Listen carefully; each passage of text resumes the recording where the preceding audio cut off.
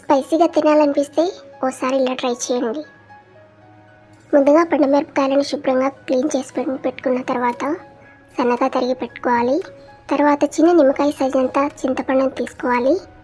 తర్వాత మిక్సీ జార్లో పండుమిరపకాయలను, కల్ల ఉప్పుని, చింతపండును మిక్సీ వేసి పెట్టుకోవాలి. వాటర్ వేయకండి. తర్వాత బాణలిలో ఆవాలు, మెంతులను దూరగా వేయించి మిక్సీ పట్టుకోవాలి.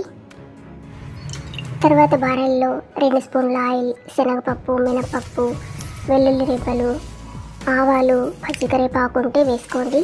తర్వాత మిక్సీ పెట్టుకున్న పచ్చడిని వేసి ఆయిల్ దగ్గర పడే వరకు వేయించుకోవాలి.